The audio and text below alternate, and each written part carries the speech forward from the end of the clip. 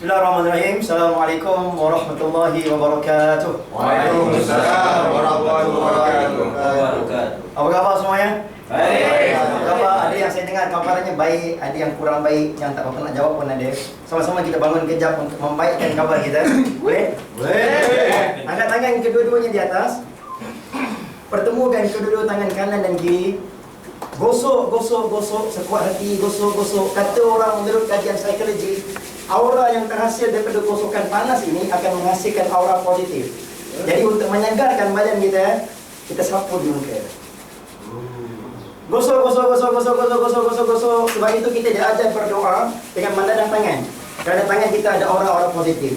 Lepas kita baca doa, kita sapu muka dan terus sapu di badan. Segar tak segar? Gosok lagi terakhir. Gosok sebagai tanda sayang kita pada kawan-kawan kita. Kita berikan aura positif kepada dia. Aura positif. Aura positif. Terima kasih. Terima kasih.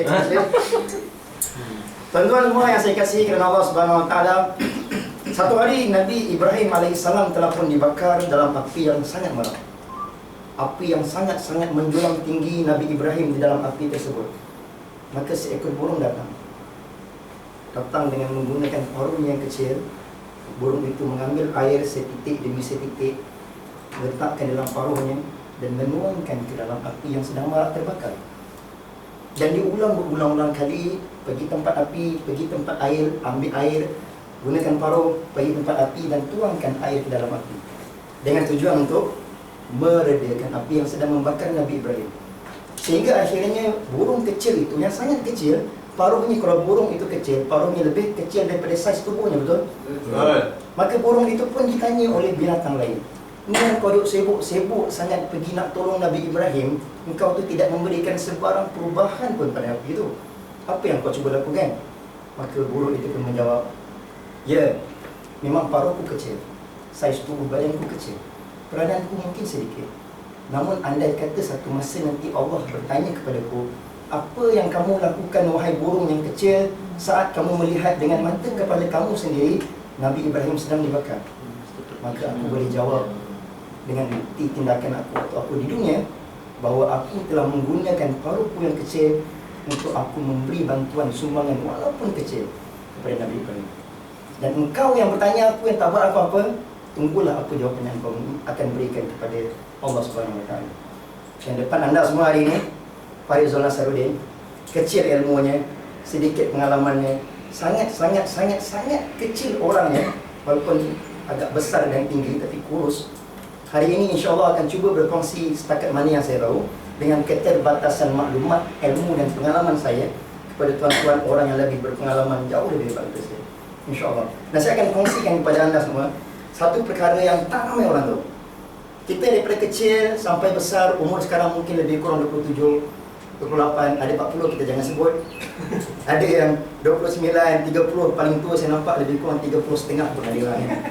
Ada yang lebih kurang begitu umurnya begitu. Daripada kecil sampai besar kita membesar dengan melihat ramai kawan-kawan kita membesar sebagai seorang pemimpin yang hebat. Betul? Kita tengok cara dia bercakap macam sangat hebat. Kita tengok cara dia berjalan, kita nak tiru cara dia berjalan, seolah-olah macam kalau aku tiru cara dia berjalan, aku juga akan jadi mendapat pengaruh yang sama dengan dia, betul? Betul. Cara dia melihat orang, cara dia senyum, segala-galanya perfect. Aku ingin jadi macam dia. Kita pun pergi tanya dia, "Kawan, macam mana yang kau boleh jadi hebat sangat sampai macam ni ni?"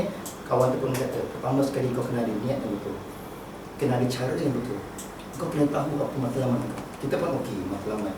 Esok, lusa, minggu depan, bulan depan, tahun depan, kita tetap jadi kita. Dia tetap jadi dia makin hebat, kita tetap di tempat yang sama. Betul? Kerana orang tidak tahu bahawa sebenarnya ada satu rahsia yang ramai orang nak tahu, tapi dia tak tahu di mana sumber dia boleh dapatkan rahsia-rahsia. Maka insya-Allah saya akan kongsikan kepada anda apa yang saya namakan sebagai Be a leader and not only a manager. Be a leader and not only a manager. 5 qualities of a great leader. 5 qualities of a great leader. Bermula, yang pertama namanya ialah concentration. Q yang kedua, C sebenarnya, tapi sebab dia quality kita gunakan 5 quality, 5Q, tapi C sebenarnya. Pertama, komen yang saya kata apa tadi? Pertama concentration. Okay. Pertama concentration. Yang kedua namanya confident. Yang ketiga namanya communication. Yang keempat namanya karisma. Dan yang kelima namanya ialah karakter. Karakter. Communication, confidence, concentration, charisma, and character. Seorang pemimpin yang mampu dan berjaya untuk memahami kelima-lima karakter ini, kelima-lima nilai ini, dia insya-Allah akan jadi seorang pemimpin yang berpengaruh dalam masa yang sangat singkat. Dan bila anda keluar daripada apa yang saya akan kongsikan pada hari ini, apa yang anda perkatakan, orang akan dengar dengan sangat-sangat persuasif. Apa yang anda pakai, orang akan rasa tertawan dengan sangat-sangat tanpa meragukan. Dan apa sahaja yang anda lakukan, orang akan mudah untuk rasa terkesan, rasa dekat di hati, dan rasa cuba untuk ikut apa yang anda lakukan. Sedangkan anda sendiri pun tak tahu kenapa orang tu sangat-sangat suka kat apa. Sekiranya tahu 5Q ni. Dan dalam kesempatan masa yang ada ini, saya akan kongsikan hanya satu C. Namanya karisma. Soal saya, karisma itu apa? Mutu karisma. Apa itu karisma? Kita biasa dengar orang kata seorang pemimpin yang berkarismatik. Di mana karismanya? Ada orang kata penampilannya. Itu penampilan, itu bukan karisma. Ada orang kata cara ucapannya. Itu communication, itu bukan karisma. Question is, what is karisma? Soalan saya. Untuk kita tahu jawapannya, pandang kawan sebelah, berdua-dua, dalam masa 1 minit yang saya berikan, cuba anda ceritakan kepada kawan anda 1 minit saja, ataupun mungkin lebih kurang lebih itu. Ceritakan kepada kawan anda tentang keluarga anda. Ceritakan kepada kawan apa-apa sahaja yang anda ingin ceritakan tentang keluarga anda.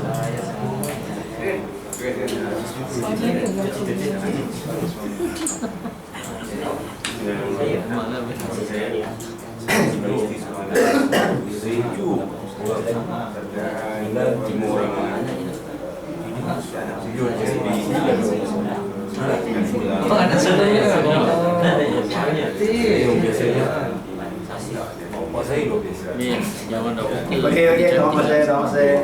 Masa kita terbatas, jadi kita cuba untuk ringkaskan. Dalam lebih kurang 30 saat tadi, siapa yang di kalangan anda semua yang banyak melakukan talking part, yang banyak bercerita berbanding mendengar? Siapa yang lebih banyak bercerita? Keluarga saya, kakak saya, abang saya dibesarkan di mana, umur saya sekarang berapa? Angkat tangan. Dan siapa pula di kalangan anda yang banyak mendengar? Dia dengar je. Oh ya, kakak dulu macam tu. Angkat tangan. Banyak mendengar. Tahniah saya ucapkan kepada kita dua orang yang mengangkat tangan kali kedua. Orang itu ialah orang yang mempunyai karisma. Orang karisma ialah orang yang lebih banyak mendengar daripada bercerita. Orang yang berkarisma ialah orang yang lebih banyak menggunakan dalam perbualan hariannya. Dia menggunakan perkataan apa? You, your, they, kau, engkau, kamu, awak. Berbanding saya, aku, ana, I, me dan sebagainya. Itu salah satu kayu ukur paling ringkas untuk kita tahu sama ada kita ni punya karisma atau tidak. Dan dua rahsia yang paling mudah untuk sekiranya anda tahu dua perkara ini, anda akan jadi seorang pemimpin yang berkarisma. Dua rahsia secara ringkas saya akan kongsikan. Rahsia yang pertama namanya the art of handshake. This is how you can influence people without saying anything. You can just membuatkan orang itu rasa terpengaruh dengan anda dengan hanya menghulurkan salam yang pertama. Cuba pandang kawan sebelah, salam kepada kawan-kawan anda dan lihat bagaimana cara salam. Alright, macam-macam jenis salam. Dan di depan anda ya, di depan anda semua sekurang-kurangnya ada 20 jenis salam kalau anda nak tahu, dan anda boleh pilih salah satu salam yang anda minat.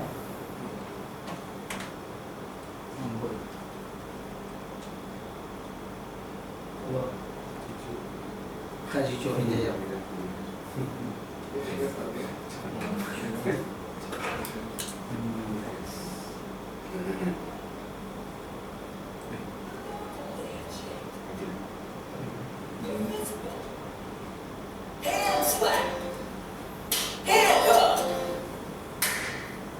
and shake. The aggressive, the awkward, the no thanks, the good game, the Yeah, good game. The good game 3.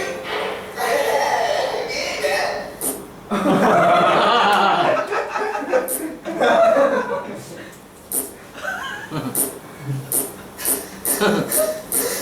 The oopsie daisy. The chicken nuggets. You're stupid. The cool. The really cool.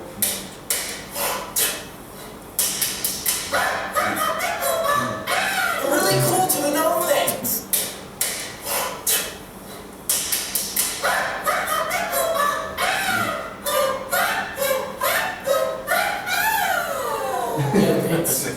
Wrong person. Hey, what's up, dude? How's it going, man? The fake.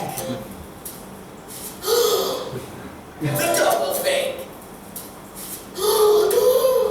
The triple fake. And last but not least, number 20. You won't be needing that anymore.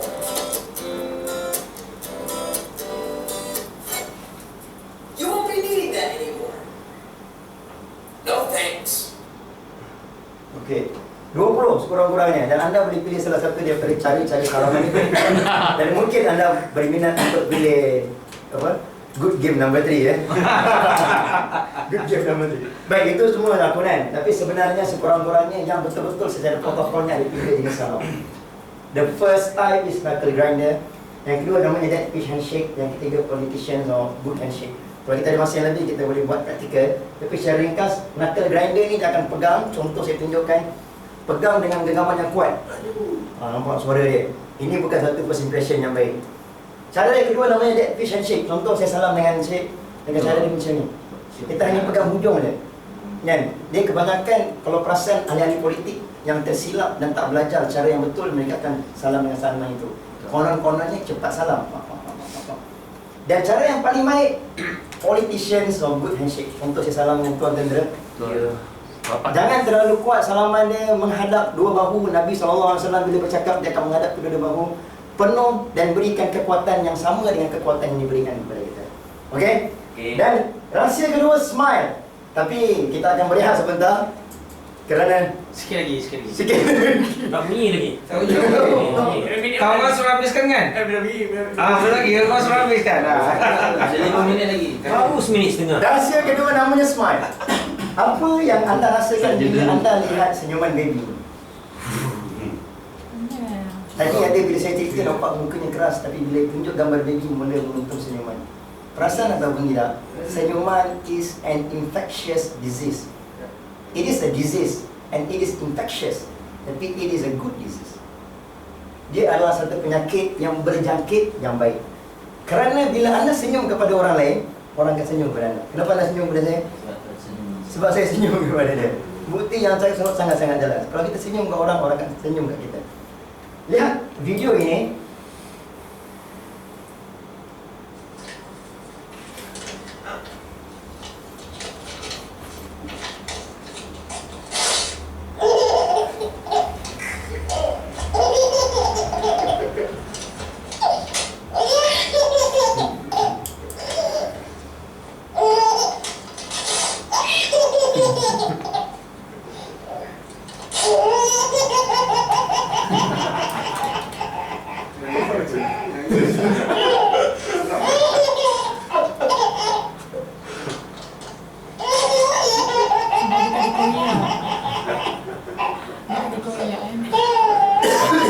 Kalau orang tu enggak.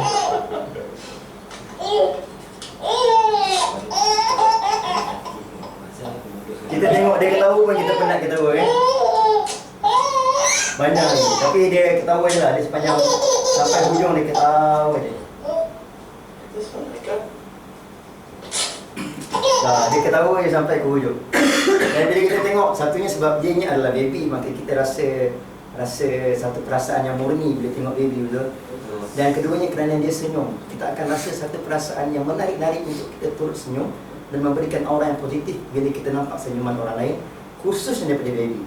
Tuan-tuan yang sudah berkahwin, ada anak sendiri, ada baby, banyak kerja, banyak masalah tempat kerja, balik jumpa anak-anak, kata orang, saya tak ada pengalaman, Kata orang tengok muka baby, segala perasaan-perasaan yang stres itu akan pergi. Betul tak betul? Betul. Terima kasih kerana memberikan ilmu kepada saya. Saya tak ada anak lagi, saya pun belum ada isteri. Dan Promo lah Pak. soalnya Tugas sekarang, kami mencarikanlah ya.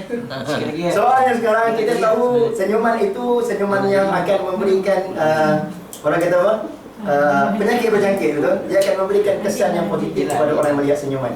Tapi ada juga senyuman yang bila orang tersenyum, kita rasa macam senyumannya itu senyuman yang kelak. Iya. Bila kita senyum ke orang, orang tu nak balas dengan pandangan yang pelik kepada kita. Jadi kerana itu, menurut ilmu psikologi, senyuman ini boleh diukur sama ada orang itu senyum dengan senyuman yang ikhlas ataupun tidak ikhlas. Ada tekniknya, ada caranya, ada kaedahnya, ada ilmunya. Dari sudut kajian body language expert. Pandang kawan sebelah sekali lagi. Senyum kepadanya dan lihat senyumannya bukan pada mulutnya, tapi apa yang ada di bawah matanya bila dia senyum. Okey?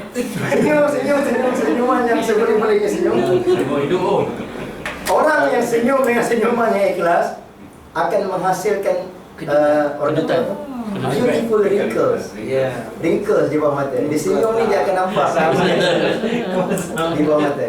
Jadi kalau orang yang senyum, kita pun macam tak payah senyum melangkau lagi bagus. Ada orang senyum macam ni.